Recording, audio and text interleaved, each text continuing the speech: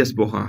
Et pour inviter, nous avons Monsieur 00, 13h00, et il faisait appeler tout le monde tonton. Que vous soyez petit, jeune, adulte, vous étiez tonton. Quand il ouvrait le micro pour une émission interactive, c'était tonti, tonton, maman. Aka Lukensi, pardon. Alors, Aka Lukensi est celui qui a pris la relève parce que la radio est comme interdite aux autres noms et prévue pour certains prénoms. Les Pierre, on en a eu. Pierre Siri, Pierre Kipré, Pierre Monet Alain, Pierre Nguessan, Pierre Kéné, voilà, pour ne citer que ceux-là. Les Marie-Pierre Elogne, voilà, pour ne citer que ceux-là. Et les Aka. La dynastie a commencé avec Aka Yonki. C'était un jeune très imposant de caractère, de forme physique, avec une voix imposante. Il rivalisait avec un certain Paul Dendé, qu'il plaise au Seigneur et qu'il repose en paix. Lui aussi d'un charisme impeccable. Il y avait en ce temps-là Pierre Nguessan, lui aussi imposant, mais de teint clair, poilu, velu. Il était à la technique. Pierre Nguessan ne parlait pas beaucoup. Heureusement ou malheureusement, il nous a dévancés dans le royaume du Père, qu'il repose en paix. Vous voyez que ceux que je cite à chaque fois sont partis. Il est resté. Yonki Aka. Il a bien fait de partir. Parce que ceux qui sont restés, tels que Thérèse Animel, elle est partie. Elle était animatrice, elle se faisait appeler la servante invisible. Adja, comment s'appelle Adja? Eric Adja. Lui aussi était technicien. Il a commencé comme animateur. Et puis après, il a migré vers la technique. Il est parti. Qu'il repose en paix. Que ses parents et que leurs parents soient réconfortés. Il y avait avant ce grand départ, quand je parle de grand départ de Sem Irénée Christian Quadio, qu'il repose en paix également. Il y avait Jules Nguessan qui lui m'a accueilli ici à Radio Espoir. Il est parti, qu'il repose en paix à Ada, son village, où nous avons été pour l'accompagner. Ce monsieur-là a dit, cette affaire-là, c'est bizarre. Et il a migré vers Londres. C'était l'une des rares personnes à avoir une vision pour un pays anglophone. Le sait-on jamais? D'origine ghanéenne, on va dire ça comme ça, qu'il revendiquait à chaque fois, eu égard à ses propositions musicales, ses programmations musicales. Eh bien, Aka Yonki fait partie de ceux-là qui ont commencé à proposer et imposer leurs genres musicaux qu'ils appréciaient avant de penser au grand public. C'était une affaire de qui me veut me suivre, qui me comprend, ça lit, sinon, nous parlons d'une période où Desa XXL, qu'on connaissait comme le jeune frère Frédéric Mewé, vivait encore. Et c'était le même genre, et c'était la même famille, et c'est la même histoire. Aka Yonke est donc un naufragé. Il, comme je le répète encore, il doit donc son naufrage à cet exil qui s'est imposé lui-même en allant chercher l'Eldorado ailleurs. Il fait partie des jeunes de vision, contrairement à nous autres, qui aimons nous contenter du peu que nous avons reçu. Aka a dit, moi, ça ne m'arrange pas de rester dans cette situation. J'ai fait un parcours, mais mon avenir m'appartient et je veux essayer de tenter une autre aventure. Et il a pris l'avion pour s'en aller. Comment est-ce que l'idée est venue? Que cherchait-il? Qu'a-t-il reçu? Comment s'est passé son périple? De cela, on parlera dans cette émission d'Espoir Diaspora qui est dédiée, réservée à ceux qui ont envie de rendre témoignage, de partager leur témoignage avec ceux et celles qui sont dans la course aventurière ou ceux qui prévoient se donne une idée d'aller se chercher ailleurs. Qu'est-ce qu'il faut savoir? Qu'est-ce qu'il faut faire? Qu'est-ce qu'il ne faut pas faire? De tout cela, on essaiera donc de parler. Bonjour, Aka. Bonjour, Pierre. C'est un plaisir d'être reçu dans cette radio qu'on a ensemble essayé de monter de toutes pièces. Quand on regarde ce que j'aime pas regarder dans le rétro, mais le rétro nous permet de savoir d'où on vient. On était juste à l'arrière, dans une petite salle, où on se tapait dessus, on marchait dessus, parce que tout un chacun avait une projection, tout un chacun avait une vision, et avait une perception de sa vie et de ses rêves. Et derrière ça, on a démarré timidement cette radio aujourd'hui qui est devenue une radio de renommée, Radio Espoir, vous voulez, vous ne voulez pas. C'est une marque déposée. C'est un cachet dans l'audiovisuel de Côte d'Ivoire et je dirais même de l'Afrique de l'Ouest. Même si on n'a pas été les premiers, on fait partie des premiers aujourd'hui à avoir cette marque de noblesse.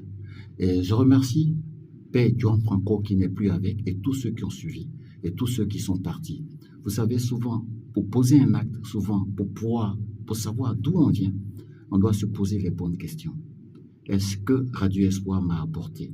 Et comment se fait-il qu'aujourd'hui, je suis invité de Radio Espoir parce qu'habituellement, j'avais l'habitude d'inviter les autres et de les titiller, de les pousser à bout pour essayer de tirer ce qu'il y avait de mieux, de meilleur en eux.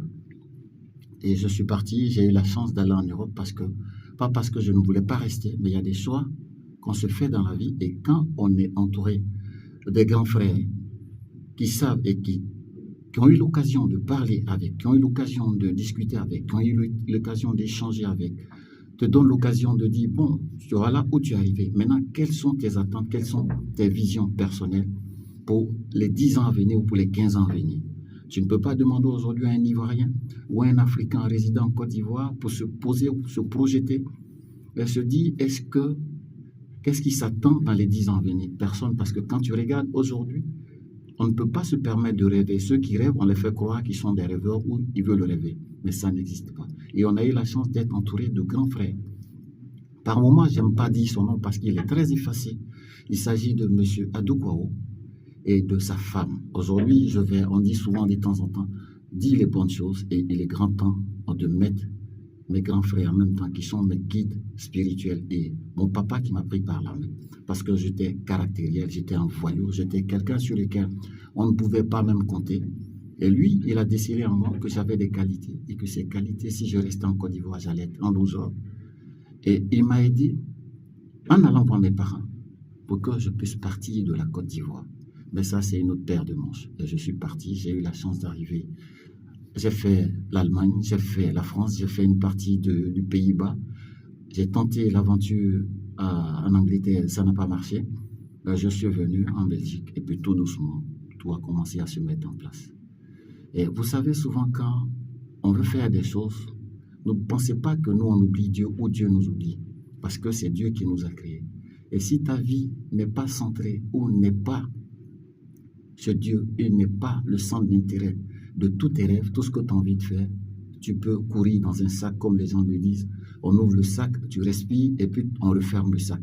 Alors qu'avec Dieu, le plan de Dieu, les projets de Dieu te concernant, souvent tu tournes et puis tu te remets sur la route. J'ai eu la chance de côtoyer beaucoup de personnes, de côtoyer beaucoup d'artistes, des chanteurs. J'ai fait de la production musicale, j'ai fait un peu de réalisation, j'ai fait beaucoup de radio en Europe et je bosse en Europe. J'ai juste une responsabilité que j'essaie de faire pour m'occuper de ma petite famille en Belgique. En tout cas, je suis heureux d'être devant le micro et de parler et de partager la petite expérience personnelle et la chose que Dieu a fait pour moi dans mes étapes et dans mon cheminement jusqu'à aujourd'hui, Pierre. J'espère que j'ai été clair. Oui, dans la salutation. Okay. Ce monsieur vient de vous saluer. Maintenant, il va répondre à nos questions. Oui. Comment est née cette envie? Ou alors, qu'est-ce qui n'a pas marché pour qu'une envie de s'expatrier s'impose dans votre quotidien?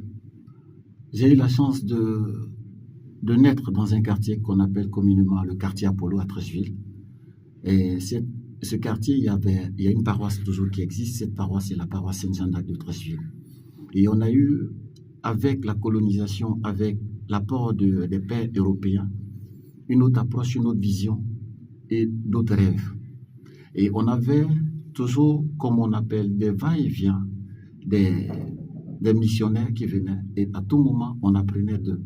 Et de temps en temps, ils nous faisaient rêver avec des bouquins. On lisait. Et on pouvait se permettre de rêver et on posait des questions. Et on a eu la chance d'avoir nos grands frères qui sont allés en Europe, qui sont allés aux States, qui sont allés un peu partout. Et on avait toujours cette correspondance. Et on s'est dit, mais s'ils vont et puis ils reviennent, pourquoi pas nous? Et ce que j'avais l'intention de faire dans les premières années, c'était faire une matière que les gens ne savent pas, être ingénieur de feu ou ingénieur de son. Et il n'y en avait pas beaucoup en cette période en Côte d'Ivoire. On avait certains qui travaillaient juste à la radio et d'autres travaillaient à la télévision. Et les parents, souvent, quand tu leur parles de quelque chose qu'ils n'ont pas vu alors qu'ils sont sur place, ils savent que le menuisier, c'est un boulot très important. Celui qui fait la peinture, c'est très important. Le mécanicien, c'est très important. Mais quand tu viens leur parler de preneur de son, tu viens leur parler de faire des reportages, tu viens leur parler d'être metteur en scène, tu viens leur parler de faire de production, ils se disent, mais mon fils, il a un problème. Soit il rêve, soit sa tête, il y a quelque chose dedans. Alors, c'est comme ça, de fil en aiguille. On a des amis qui ont passé le premier pas, ils sont allés et ils sont revenus. On les a posé les bonnes questions. On s'est dit, mais pourquoi pas? Et on a eu la chance de partir. On ne partait pas dans le but, pour aller dans le but d'être riche et puis revenir, non. Moi, la première des choses, c'était d'abord me former personnellement. Parce qu'avec tout ce que j'ai eu à Saint-Jean d'Arc, j'ai appris à faire de la présentation. J'ai appris à tenir une caméra. J'ai appris à faire une mise en scène. J'ai appris à monter des groupes de chorégraphie. J'ai appris à travailler avec un monsieur aujourd'hui que vous voulez ou vous ne voulez pas. C'est une référence musicale en Afrique, mais un peu dans le monde. Il s'agit de monsieur Ewi. Ewi, communément qu'on appelle Mewe, le grand frère de Deza. Et je l'ai côtoyé. Et je me suis rendu compte que, vous savez, souvent, les rencontres ne sont pas des choses simples. Je le connaissais ici. Et quand je me suis retrouvé en Europe, j'ai eu l'occasion de le rencontrer. Et avec la petite expérience, il a donné les bons conseils et puis tout un chacun a pris sa voie pour aller dans la direction que Dieu a tracée. Parce que souvent, quand je parle, vous vous rendez compte que je parle de Dieu. Il est au début, il est au milieu, il est devant et il est dans ma vie de tous les jours. Voilà. Ça, c'est la deuxième question que j'essaie de répondre. Et j'espère que ceux qui sont en train de nous suivre vont garder la ligne pour aller jusqu'au bout, parce qu'il y a beaucoup de révélations, il y a beaucoup de... Je préfère ne pas aller au-delà. Non, je préférerais que vous alliez au-delà pour nous éviter d'aller chercher dans vos oreilles ce qu'il y a à découvrir. Ce que nous voulons savoir, c'est qu'est-ce qui peut pousser un Africain, un Ivoirien à quitter son pays pour aller à l'extérieur. Vous, qu'est-ce qui vous a motivé? Vous avez parlé de formation, d'envie de vous former. Vous avez parlé avec d'autres personnes qui ont dû vous rapporter leurs objectifs et vous signifier ce qui les a fait partir. Et vous avez pu peser le pour et le contre, étant un faiseur de mémoire, un faiseur de matière, étant un formateur du public. Vous avez dû constater qu'il y en a qui ont de mauvaises raisons pour leur objectif, pour assouvir leur objectif. Donc, qu'est-ce qui peut passer dans la tête d'un jeune, dans la fleur de l'âge, qui a envie d'aller en Europe, et quelles sont les bonnes raisons qui devraient pouvoir pousser un jeune à souhaiter aller en Europe? Bon, je vais prendre déjà 2 cas. On a fait de la radio ici, sans formation. Et nos grands frères ont eu la chance d'avoir l'école de la télévision dirigée en ce moment par un monsieur que je respecte, monsieur Georges Taï Benson. Et il y a eu des générations où il a formé et on a eu des présentateurs, des animateurs, des réalisateurs, je dirais RFK, il y avait le 302, il y avait beaucoup de créateurs en Côte d'Ivoire. Et puis, il n'y a pas eu de suivi. Je ne sais pas, pour des raisons politiques ou peut-être pour des raisons que je ne sais pas. Et je préfère m'arrêter là. Et au-delà de ça, il y avait des personnes qui avaient envie de cette formation. Et pour pouvoir avoir cette formation, tu devais soit te battre et aller jusqu'à l'UNIF pour pouvoir faire de la communication, pour qu'on puisse te donner les éléments pour te permettre d'être formé. Et juste avoir un petit papier qu'on appelle un diplôme ou un parchemin. Et il y a des métiers dans la vie ou souvent, ce n'est pas le parchemin qui te permet de dire que tu connais le métier. Le métier, tu le sens. Le métier, tu le vis. Le métier, tu le rêves. Le métier, tu le respires. Et respirer ce métier, c'est aller à la source de ce métier-là pour voir comment tu peux prendre ce qu'il y a de meilleur pour pouvoir pour pouvoir te construire. Et se construire, il fallait avoir cette possibilité. Et sur place, on n'avait pas les moyens, on était limité. Et aujourd'hui, je remercie cette nouvelle Côte d'Ivoire, ou cette Côte d'Ivoire nouvelle qui essaie de former les Ivoiriens pour les nouvelles sociétés, on appelle ça les NTIC. Et je les envie dans le bon sens parce qu'aujourd'hui, on met les choses pour leur permettre d'apprendre, mais qu'ils apprennent bien parce que c'est bon pour la Côte d'Ivoire. Un accent est mis sur le professionnalisme et la technique. La technique, c'est-à-dire le professionnel, soit tu l'as, soit tu l'as pas. Soit tu pars et tu apprends certaines choses et c'est juste que tu as des techniques et puis tu peux revenir sans pouvoir monter, sans pouvoir créer une émission, sans pouvoir faire rêver les gens. Et aujourd'hui, les réseaux existent. Mais les réseaux, c'est quoi? Quand tu vas sur les réseaux, c'est pas quelque chose qui peut te permettre d'avancer. C'est pas quelque chose qui va te dire que apprends ceci. Parce que tout le monde fait la même chose. C'est comme on va au marché et tout le monde vend des arachides. Et sur les assiettes des arachides, c'est-à-dire sur le plateau, tu te rends compte qu'on vend les arachides avec plusieurs formes d'arachides, comment c'est disposé, comment c'est présenté et comment les choses se mettent. Alors que l'Europe, aujourd'hui, il y a plusieurs pays européens. Et dans ces pays européens, tu peux ne pas aller dans une école et apprendre les techniques, le fait de lire, parce que là-bas, tu as la possibilité de t'instruire, tu as la possibilité de te former. Et avant que je n'arrive, il y a pratiquement 15 ou 20 ans qu'aujourd'hui, tout le monde a accès à Internet. En notre temps, on n'avait pas accès à Internet. En notre temps, on n'avait pas les téléphones comme on appelle les smartphones. Les smartphones, on n'avait pas la nouvelle génération. Et nos téléphones, c'était des téléphones avec un combiné, avec de 1 à 0. Et quand tu faisais, ça faisait crrr. Et la télévision, je dirais, la télécommande de la télévision, c'était toi et moi, parce que le papa te dit, va, bouge l'antenne. Ou si tu ne bouges pas l'antenne, dit, tape sur la télé. Tu tapes sur la télé, dis, voilà, c'est ça. Aujourd'hui, on ne peut pas se permettre parce qu'il y a cette technologie qui existe. Et puis, ils ont mis les moyens. Nous, on n'avait pas les moyens. Mais il fallait aller te créer les moyens. Et pour se créer les moyens, tu devais sortir de la Côte d'Ivoire. Et la plupart de ceux qui sont sortis pour aller apprendre à faire quelque chose, aujourd'hui, ils sont responsables de cette chose-là parce qu'ils aiment la chose et ils le font avec amour. Et ils le font avec foi. Alors, je suis parti pour apprendre. Je suis parti pour voir les choses autrement. Je suis parti pour me mettre dans des situations où je ne voulais pas attendre. Tu vas à la confrontation parce que tu sais sur quoi tu es assis, mais tu ne sais pas dans quelle situation tu vas te retrouver. Et quand tu retrouves avec des Congolais, des Camerounais, des Guinéens, des Ivoiriens, dans un endroit pour peut-être un poste, c'est pas celui qui a le meilleur diplôme. C'est celui qui a l'esprit de créativité. C'est celui qui a l'esprit de comment faire, de manager. Il y a celui qui le savoir-vivre, le people management. Ça dit, tu apprends tout ça en un. Et puis derrière ça, il y a les objectifs que tu dois atteindre. Et puis, il y a toi-même tes attentes personnelles. On est parti avant. Est-ce qu'aujourd'hui, je pourrais te parler de mes attentes personnelles? Qu'est-ce que j'attendais de la vie? Ou qu'est-ce que je voulais? Non. On se limitait de manger à et poisson. On buvait, on sortait, on buvait une bière, on mangeait. Et le lendemain, et puis on rêvait. Il y a eu une reconfiguration de l'esprit de l'homme. C'est surtout ça. Et aujourd'hui, tu te rends compte que tu te poses les bonnes questions et les questions utiles. Aujourd'hui, quand tu te réveilles, tu te demandes qu'est-ce qui est important pour moi dans ma vie? Qu'est-ce qui est nécessaire? Qu'est-ce qui est utile? Qu'est-ce que je peux faire après?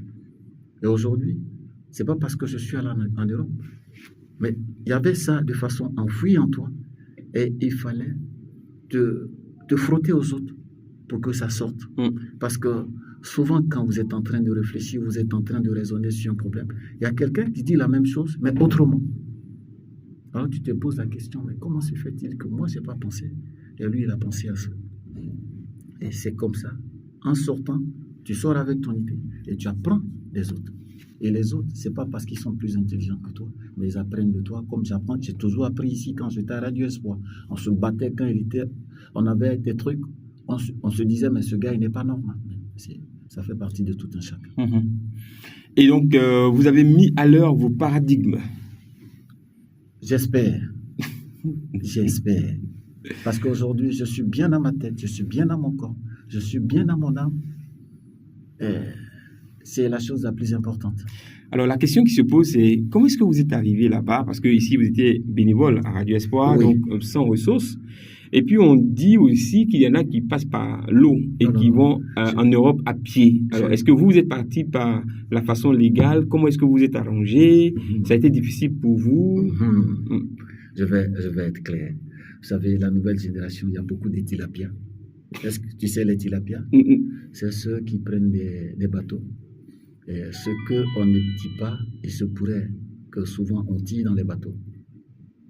Je n'affirme pas, je ne confirme pas. C'est ce que les naufragés ont rapporté. Voilà. C'est ce que, eux aussi, parce qu'ils sont traumatisés, peuvent raconter des rêves non vécus. Je dis souvent, tu sais, souvent, mais tu sais, souvent quand quelqu'un sort quelque chose, il ne faut pas prendre son premier degré.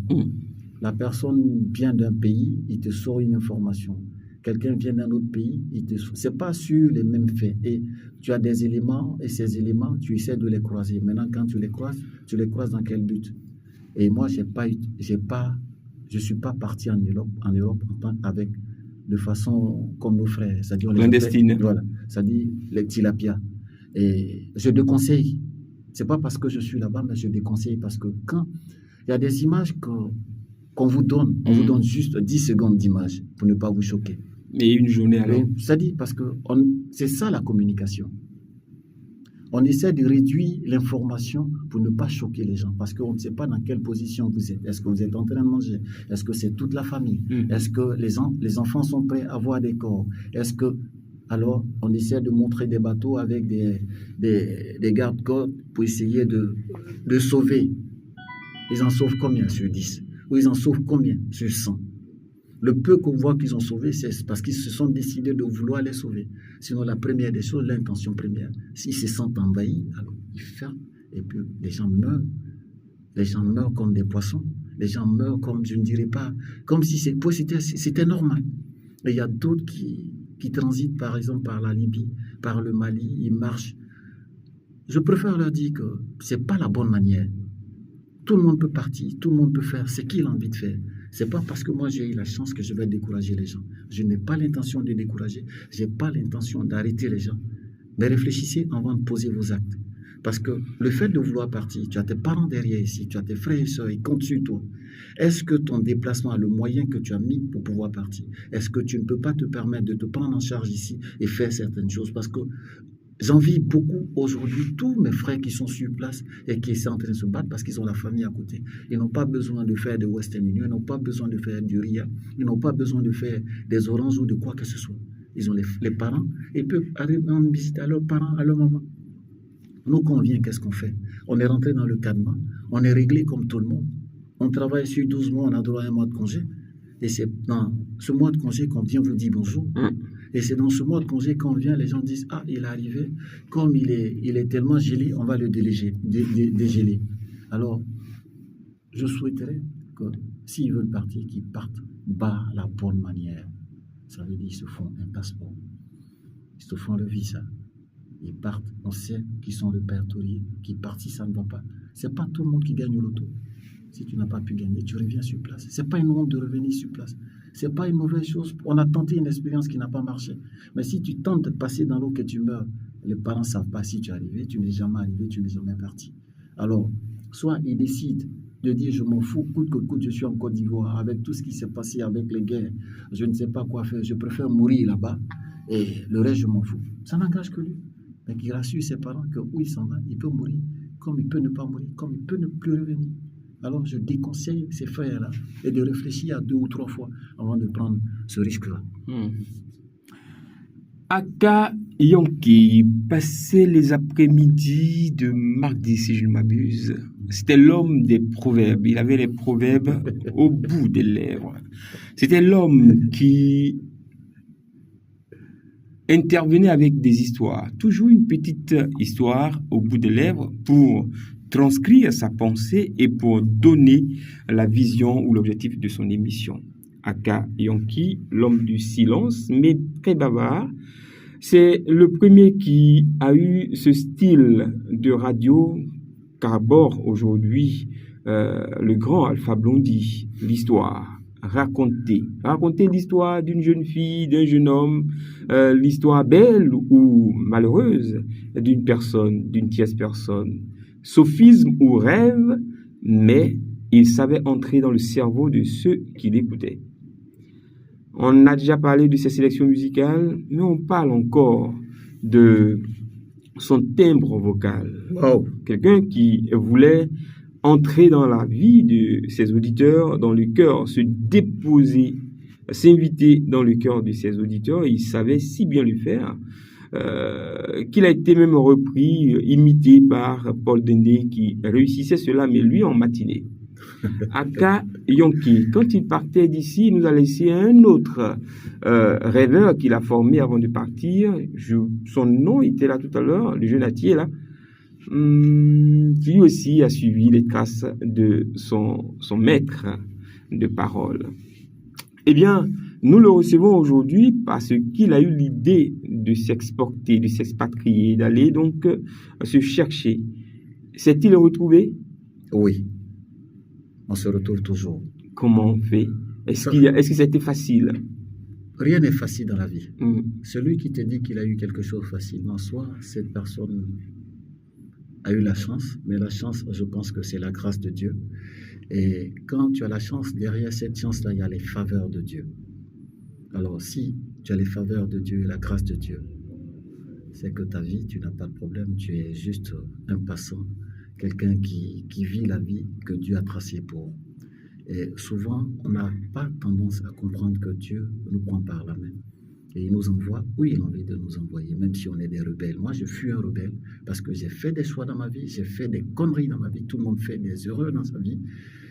Mais Dieu, il est au-delà même de la miséricorde, parce que quand Dieu te reprend, il oublie tout ce que tu as fait, parce qu'il a besoin de toi, parce qu'il t'aime, et c'est parce qu'il a un plan pour toi. Et le plan que Dieu a pour tous ses enfants, même si nous sommes autant 29 ou 10 milliards, c'est qu'il nous connaît. Et il nous connaît très bien. Oui, je peux dire que le fait que je sois parti, c'est pas le côté finance qui fait que je dis que oui, je me plains pas.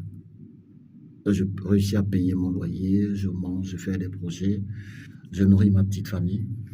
Et le oui, c'est que je suis apaisé et je vois la vie du bon côté. Aujourd'hui, je ne me casse pas la tête pour des futilités. Et les futilités, souvent, on est là. Le lendemain ou l'inquiétude du lendemain, je ne pense pas parce que je suis riche, mais je suis riche spirituellement. Je suis riche et cette richesse, ça n'a pas de prix. Je ne veux pas la changer, je ne veux pas la remplacer par quoi que ce soit. Et quand il est en toi, tu te dis que pourquoi pas. Profite et puis fais-toi plaisir. Et si tu peux aider les autres, par exemple, ce que je suis en train de dire, tu as sorti un nom pendant l'introduction d'une certaine femme qui s'appelle Marie-Paul Éloge ou Marie-Pierre Éloge. Pierre Élogne. Moi, qui est à Trécheville. Qui est à Trécheville. Bon, aujourd'hui, je suis... On va revenir sur elle. Le temps de faire une halte pour les bonnes annonces et puis on revient. Ok, à tout de suite.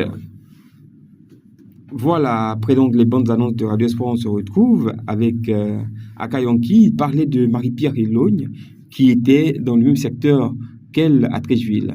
Je ne sais pas, elle y est toujours, mais je crois qu'elle a déposé ses baluchons à Beaunois où elle a un arbre de paix avec une ONG pour assister les personnes qui ont besoin, les handicapés, donc les personnes déficientes, de déficience mentale, je crois, ou physique, quelque chose de ce genre. On aura le temps de parler avec elle pour préciser les choses. Oui, donc vous parliez de Marie-Pierre Élogne.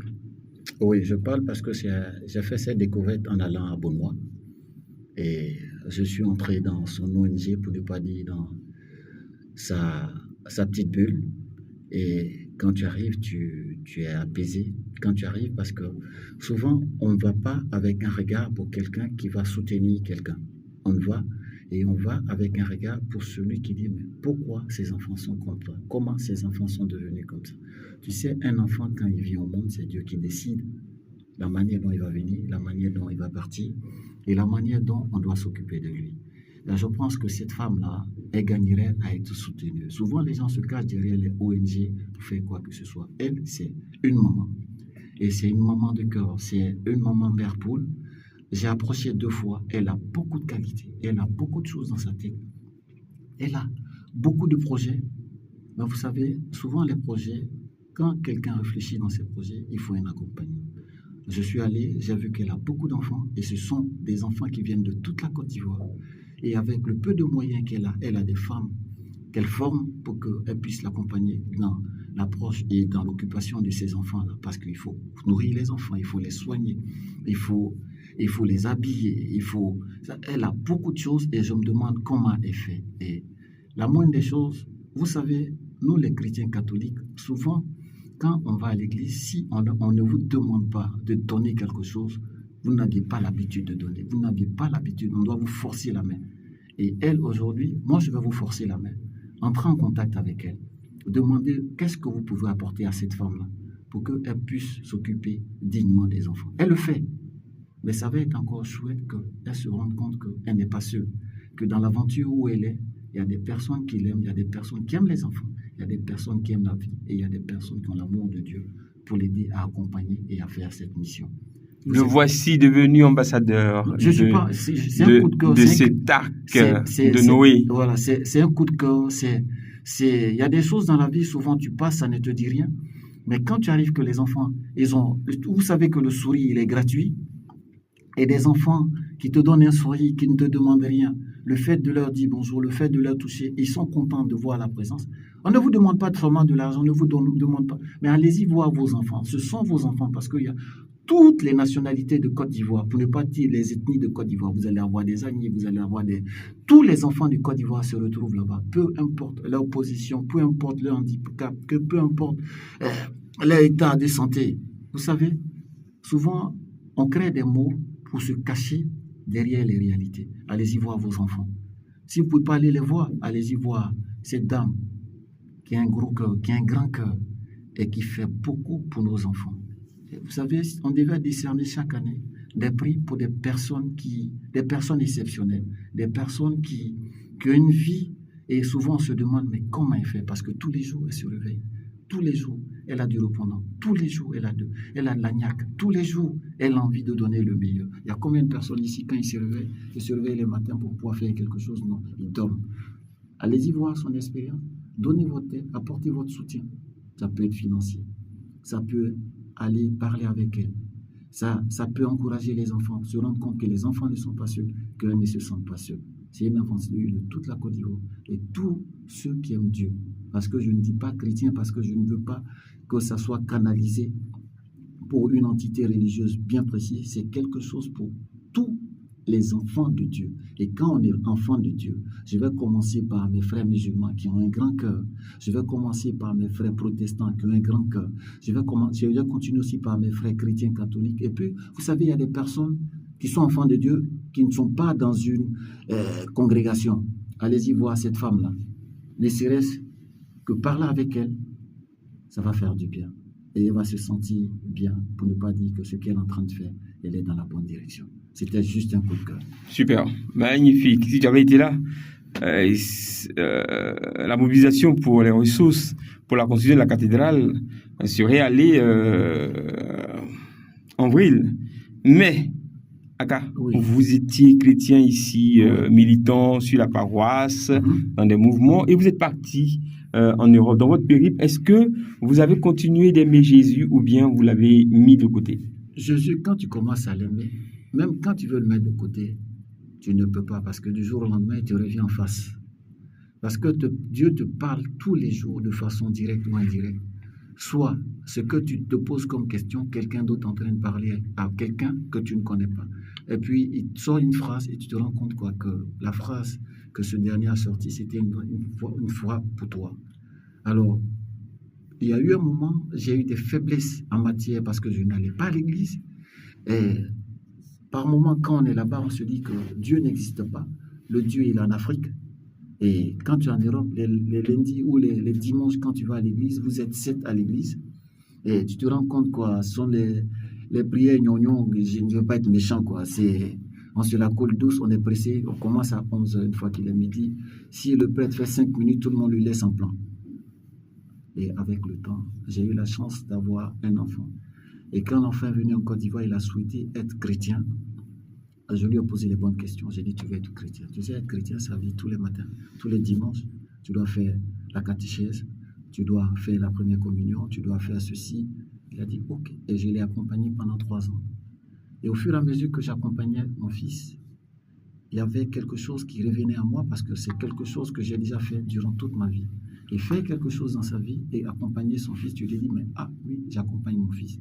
Et ça m'a permis de prendre Dieu autrement. Il y a des choses que j'ai dû faire dans la vie pensant que le Dieu de Jésus-Christ est le Dieu des autres. C'était le jour et la nuit. Mais quand tu fais tes choix, arrivé à un certain moment, c'est Dieu qui te ramène et qui te prend par la main pour te faire partie où il a envie de te faire partie. J'ai eu des moments de faiblesse, ça je reconnais. Et je dis merci à Dieu. J'ai eu des moments où j'étais le même rebelle, que je l'en voulais, je lui disais, j'ai plein d'amis qui sont pasteurs, et je les traitais de bonbons pasteurs, des pasteurs sucrés, des pasteurs menteurs, et c'était plus fort que moi. Et ces mêmes pasteurs aujourd'hui, quand on parle de Dieu, et puis j'ai un autre discours, ils te disent que, mine de rien, tu devais passer par ce cheminement-là pour voir l'importance de Dieu, et je dis merci à Dieu. Et ça fait partie d'une expérience de vie, ça fait partie d'une façon d'avancer avec Dieu. La radio a commencé avec un certain Jean-Baptiste Kofi ou Kouadio. Jean-Baptiste Kouadio. Baptisé le profane. Oui. C'était bizarre pour nous. Et Aka Yonki vient, il était pire que le profane dans ses interventions et ses prises de position. Et puis, bon à mal an, tout petitement, il a commencé à s'adoucir et à servir de la prière. Parce que on se rappelle qu'en son temps, ceux qui ne savaient pas prier nous emmerdaient, nous fatiguaient, nous piétinaient parce qu'ils pensaient que nous exagérions en faisant le discours de la bondieuserie selon eux et qu'il fallait donner de l'oxygène aux gens, il fallait permettre aux gens d'être dans le naturel, de vivre leur vie humaine. Et puis, quand tu rencontres le Christ, quand tu te laisses toucher par le Christ, quand il touche ton cœur, quand il te parle, à un moment donné, on ne te demande même pas pardon, que tu deviens homme de prière. Je pointe du doigt Éric Logo, par exemple. Aujourd'hui, c'est quelqu'un qui, dans ses émissions, mais il a une profonde dévotion et il fait de la prière, il aide à la prière et la prière fait partie de ses interventions au niveau de la radio ou dans ses spectacles qu'il organise. Aka, oui. Yonki faisait partie de ces rebelles-là, comme il le dit si bien. Eh bien, nous l'avons. Et puis, vous avez donc assisté votre fils à devenir chrétien. Et aujourd'hui, il est chrétien, je remercie Dieu. Et il a fait aussi, il apprend, vous savez, souvent Dieu, ici, on est par moments dans des cadenas. Et là-bas, quand tu es africain, tu as des chrétiens, et puis tu rencontres des évangéliques. Et mon fils, aujourd'hui, quand il a envie, il va prier avec les chrétiens évangéliques. Souvent, il va avec les catholiques. Souvent. Mais c'est son expérience personnelle. Parce que s'il ne fait pas, et quand il a besoin de questions, ou quand il a besoin de réponses, il vient me voir. Et puis, on essaie de marcher ensemble selon la parole de Dieu. Parce que ce qui m'a touché, c'est que j'avais une Bible. Et un matin, il est venu, il a récupéré la Bible. Je suis allé acheter une deuxième Bible. Il est venu parce que j'ai 3 Bibles à la maison. J'ai la top, j'ai Louis II, 66 livres que les baptistes, et j'ai la Bible français courant. Et maintenant, je vais chercher à acheter une autre Bible, la version Darby, pour voir la différence, pour voir la nuance. Je ne suis pas pasteur, je ne suis pas quoi que ce soit, mais ça me permet de comprendre la parole de Dieu autrement, parce que c'est écrit quelque part dans le psaume 119 que ta parole est une sémence et ta parole est je pense, éclaire mon sentier. Et ceux, par exemple, qui connaissent Ounel Mala, il a une chanson sur la parole de Dieu. Il dit « Je vais t'écouter au Père ». Je pense que le titre de la chanson, c'est « Plus que l'or ».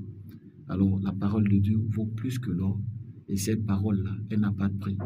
Et elle reste, et elle sème en toi, et elle produit des effets que personne ne peut vous expliquer. Alors, tous les matins, Dieu vous parle via Radio Espoir. Dieu vous parle via votre Bible. Dieu vous parle quand vous êtes dans des débats religieux. Et Dieu vous parle quand vous vous réveillez. Parce que vous n'êtes pas sûr de vous réveiller tous les matins. Mais avec la bonté de Dieu, vous réussissez à vous réveiller. Alors je souhaite que la grâce et la faveur de Dieu soient dans vos vies de tous les jours. Je ne suis pas pasteur. J'essaie de donner ma petite expérience. Et vous savez, les traversées, on retient toujours quelque chose, que c'est Dieu qui t'aide à traverser tout ce que tu passes. Parce que ta famille n'est pas à côté, tes amis ne sont pas à côté. Il est le seul qui est à côté de toi et il est le seul qui te parle. C'est ce que je pourrais dire. Et qui mettra fin à notre intervention de cet après-midi. Aka Yonki, ancien collègue, animateur sur Radio Espoir, qui s'est expatrié et allé se chercher.